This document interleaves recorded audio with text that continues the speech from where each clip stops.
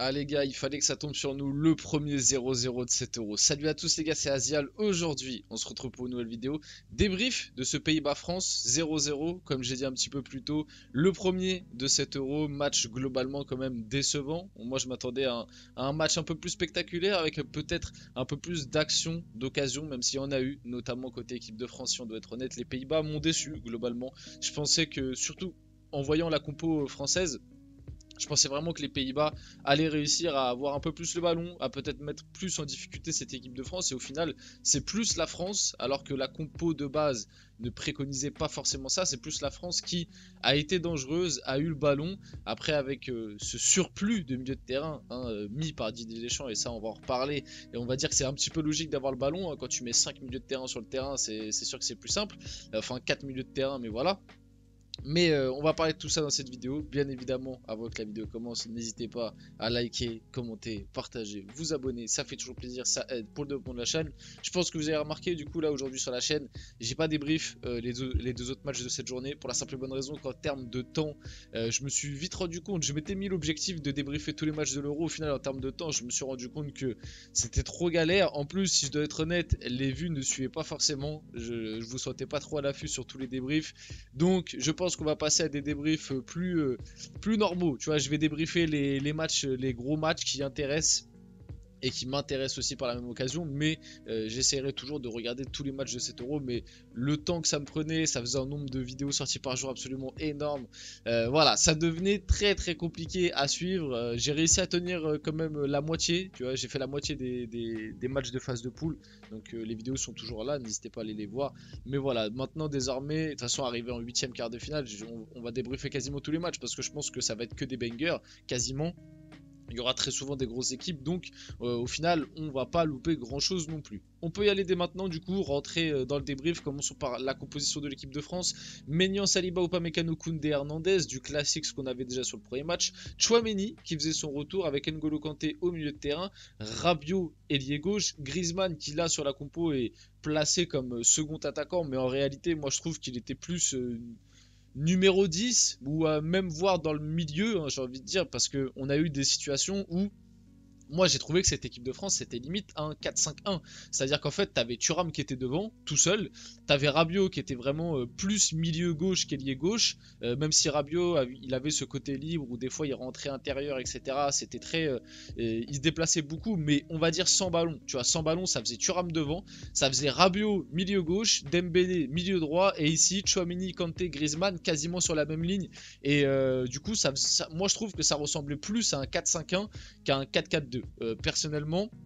Mais bon voilà, on va dire que ça se joue à pas grand chose. Donc la composition de l'équipe de France qui n'était pas réellement une surprise. Enfin c'était une surprise par rapport à ce qu'on pouvait s'y attendre de base. Mais comme on avait eu l'information 24 heures avant que Deschamps allait repartir sur un système Coupe du Monde 2022, on n'en avait pas réellement la surprise. Là où est le problème, c'est que pour moi t'as pas les mêmes joueurs qu'en 2022. Tu vois, en 2022, Matuidi pour moi il avait quand même ce côté bien plus, même si Rabiot était très bon, mais Matuidi et Rabiot c'est pas les mêmes profils. Matuidi il avait plus ce côté des fois percussion, capable de prendre vraiment le couloir parce qu'il avait un très gros volume de jeu, ce qu'on a vu aujourd'hui lors de ce match là, qui n'est pas le cas avec Rabiot. Rabiot c'est vraiment un milieu de terrain de contrôle qui peut aller, qui va vite et tout, mais c'est pas la même chose que Matuidi, Matuidi elle n'avait pas peur d'aller percuter à des moments, même s'il le faisait pas souvent et que techniquement Matuidi c'était pas un crack, mais il avait ce côté des fois percutant, capable de prendre le couloir comme peut le faire par exemple en latéral. Alors que Rabiot, on l'a vu lors de ce match, ne le fait pas, ou quand il le fait, c'est pas forcément très bien fait.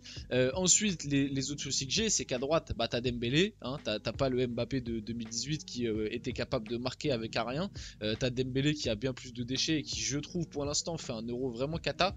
T'as pas le même Griezmann, hein, on l'a vu, Griezmann a vraiment pas été bon encore une fois. Les occasions ratées de Griezmann, on va en reparler, mais même si celle de Rabiot, c'est plus discutable, mais celle de N'Golo Kanté, il a pas le droit de la rater, Griezmann, si on doit être honnête. Et puis en pointe, t'avais Giroud qui était vraiment dans ce rôle de pivot justement pour dévier les ballons sur des Griezmann et des Mbappé.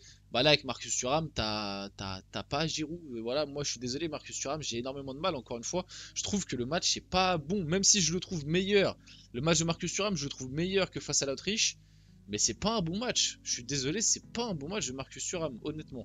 La composition néerlandaise, avec du Verbruggen, du De Vrij, Van Dijk, Dumfries, Ake, Reinders, Schouten, Xavi Simons, Frimpong, Gakpo et Memphis Depay. Les Néerlandais, j'ai été quand même globalement déçu. Je m'attendais à un peu plus d'incursion côté français. Je m'attendais un peu plus de domination même avec la balle. Au final, ils ont quand même pas mal du temps défendu, même s'ils ont eu quelques petits temps forts, notamment ils ont eu des occasions, hein, parce qu'on reparlera aussi du but en jeu de Xavi Simons.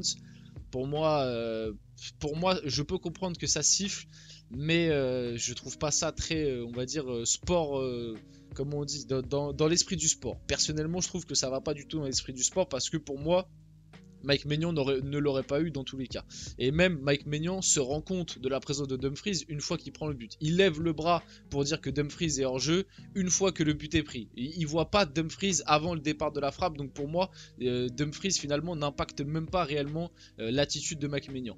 Mais bref, le masque de Kylian Mbappé pour ce soir, donc comme je vous l'avais dit, ça rejoint ma vidéo que j'ai fait sur ça, la polémique sur le masque de Mbappé, qui au final on lui a fait un masque bleu blanc rouge, mais il ne pouvait pas jouer avec parce que l'UEFA n'autorise que les masques d'une couleur, donc il a dû s'en sortir avec un masque noir. Ça se trouve c'est aussi pour ça qu'Mbappé n'a pas joué, hein, parce que peut-être que le masque noir qu'il a là n'était pas bien moulé par rapport à son visage ou quoi, peut-être que l'équipe de France n'avait pas prévu ça, enfin la fédération. Et du coup, c'est aussi peut-être l'une des raisons pour lesquelles il n'a pas joué. Lors du match, du coup, comme je vous l'ai dit, on a une équipe de France que j'ai trouvé quand même au-dessus des Pays-Bas, même si très décevante, parce que les Pays-Bas m'ont aussi déçu. Mais c'était pas un match de ouf, si on doit être honnête, c'était pas un match de ouf. Moi, je m'attendais à bien plus d'un Pays-Bas-France. Au final, ça donne un 0-0 et ça donne globalement un match décevant. Donc il y a l'énorme raté de Rabiot et Griezmann. Pour moi, sur celui-là, j'incriminerai pas Griezmann, même s'il doit marquer, on est d'accord, Griezmann doit la mettre, mais je pense qu'il s'y attend pas, parce qu'en fait, Rabiot est en face à face, je comprends pas pourquoi Rabiot tente pas le face à face. Vous savez, cette action me fait penser à quoi? Ça me fait penser à l'action de Bernardo Silva face à la Tchéquie, qui pareil, il est dans cette situation là et il veut faire une passe en retrait pour Ronaldo, alors qu'il a le but, le face à face grand ouvert, et du coup il rate sa passe et ça donne que le défenseur de la Tchéquie la récupère alors qu'il aurait pu marquer. Et bah pour moi là c'est exactement ça, c'est que Rabiot n'a pas voulu porter ses, voilà, il n'a pas voulu prendre ses responsabilités, il a préféré décharger sur Griezmann, sauf que Griezmann ne s'y attendait pas je pense, et au final il rate la balle, donc je l'incrimine pas à Griezmann. Par contre, la deuxième qu'il a sur N'Golo Kanté, là, sur la passe de N'Golo Kanté, là pour moi Griezmann est fautif. Je suis désolé, le contrôle est pas bon. Et un Griezmann au top, il la met. Et pour l'instant, ce qui est inquiétant pour l'équipe de France, c'est qu'Antoine Griezmann est vraiment pas bon du tout dans cet Euro. Pour revenir sur leur jeu, donc Ronald Koeman fustige l'arbitre s'il y a hors-jeu. Alors tu n'as pas besoin de passer 4 minutes à toucher ton oreille. Si tu as autant de doutes, tu dois accorder le but. C'est pas faux, dans un sens, hein, c'est pas forcément faux. S'il y a eu autant de temps pour qu'il soit annulé, c'est que ça a longtemps hésité. Comme je vous l'ai dit, pour moi, alors j'ai pas les images, je suis désolé, mais n'hésitez pas à aller les revoir. Pour moi, le but, je l'accorde. Après, je comprends qu'il soit pas accordé parce que c'est la règle, parce que bon, factuellement, Dumfries est à la même ligne que Maignan et que on a vu des buts annulés à des moments pour moins que ça.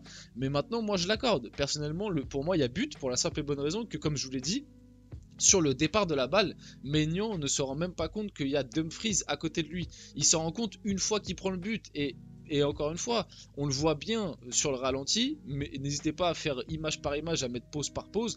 Maignan lève le bras pour dire que Dumfries est là et hors jeu une fois qu'il prend le but. Et avant de prendre le but, Maignan ne remarque pas la présence de Dumfries et Maignan n'aurait pas pu avoir la balle dans tous les cas. Au moment de la frappe de Xavi Simons, Maignan est limite au sol. Il est au sol parce qu'il est en train de se relever du premier arrêt qu'il a fait. Il ne l'aurait pas eu. Donc moi, pour tout ça, ça prouve que Dumfries fait pas tant action de jeu que ça.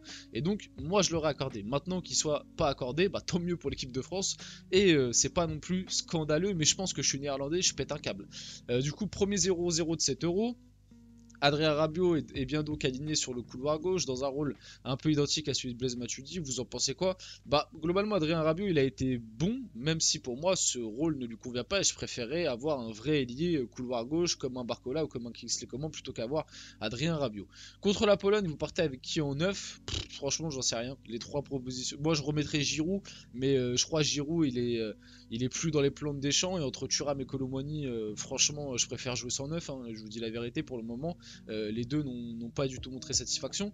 Moi, dans l'idéal, si Mbappé revient et est apte, je mets Mbappé en pointe et Barcola et Dembélé sur les côtés, ou alors comment et Dembélé sur les côtés, Kingsley Coman, mais je pars pas avec c'est l'un des deux là, ou Giroud qui est plus dans les plans de Deschamps, quoi. Barcola mérite-t-il sa chance contre la Pologne? Bien évidemment.